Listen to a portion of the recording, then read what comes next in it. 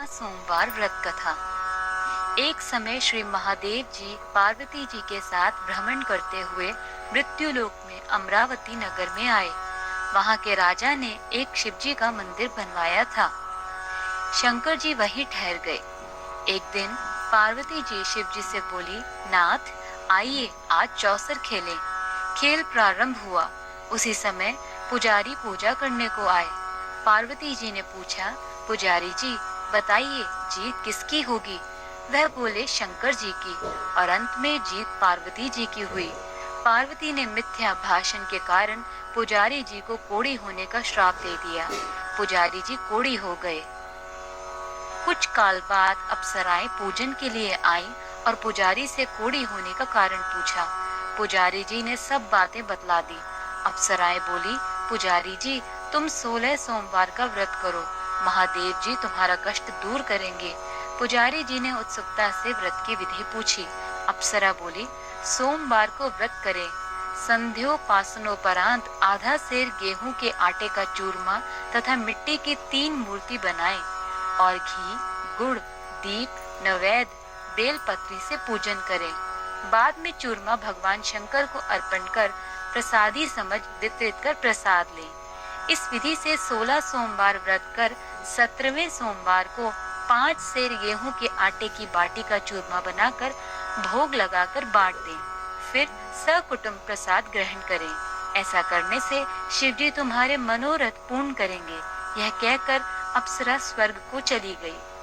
पुजारी जी यथा विधि व्रत कर रोग मुक्त हुए और पूजन करने लगे। कुछ दिन बाद शिव पार्वती पुनः आए।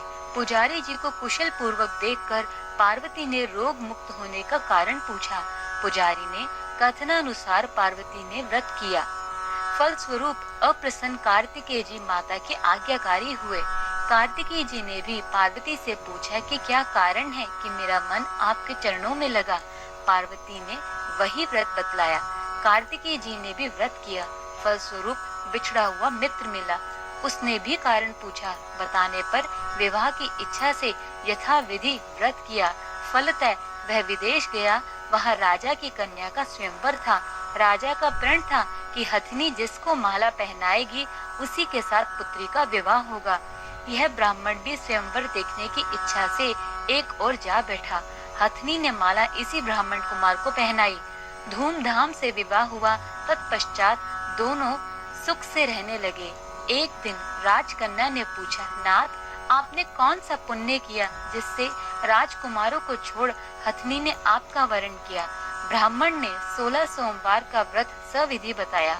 राजकन्या ने सुपुत्र प्राप्ति के लिए व्रत किया और सर्वगुण संपन्न पुत्र प्राप्त किया। बड़े होने पर पुत्र ने पूछा, माताजी किस पुण्य से मेरी प्राप्ति आपको हुई?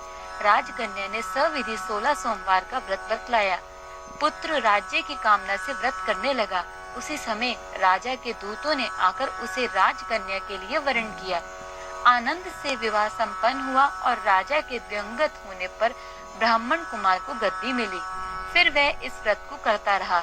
एक दिन इसने अपनी पत्नी से पूजन सामग्री शिवालय में ले चलने को कहा, परंतु उसने दासियों द्वारा भिजवा दी।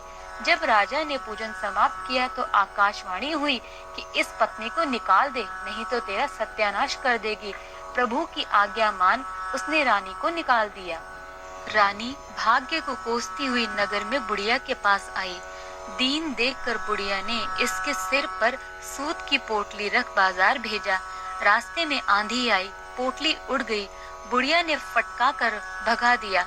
वहां से तेली के यहाँ पहुंची तो सब बर्तन चटक गए। उसने भी निकाल दिया। पानी पीने नदी पहुंची तो नदी सूख गई। सरोवर पहुंची तो हाथ का स्पर्श होते ही जल में कीड़े पड़ गए। उसी जल को पीकर आराम करने के लिए जिस पेड़ के नीचे जाती वह सूख जाता। वन और सरोवर की यह दशा देखकर ग्वाल इसे मंदिर के गुसाई के पास ले गए। यह देखकर गुसाई जी समझ गए कि यह कुलीन अबला आपत्ति की मारी हुई है। धैर्य बंधाते हुए बोले, बेटी तू मेरे यहाँ रह, किसी बात की चिंता न कर। रानी आश्रम में रहने लगी, परंतु जिस वस्तु पर इसका हाथ लगे उसी में कीड़े पड़ जाएं।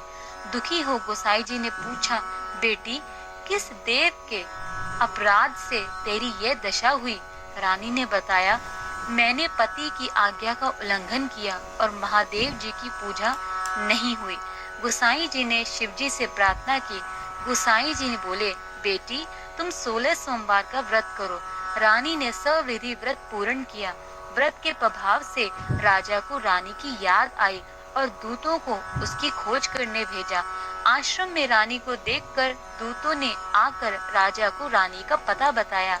राजा ने जाकर गोसाई जी से कहा, महाराज यह मेरी पत्नी है। शिव जी के रुष्ट होने से मैंने इसका परित्याग किया था। अब शिव जी की कृपा से मैं इसे लेने आया हूँ। कृपया इसे जाने की आज्ञा दें।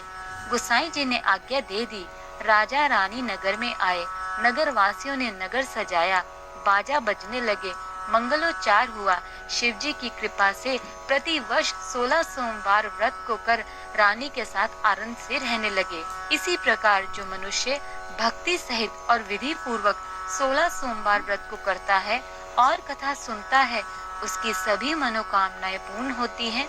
अतः अंत में शिवलोक को प्राप्त होता है।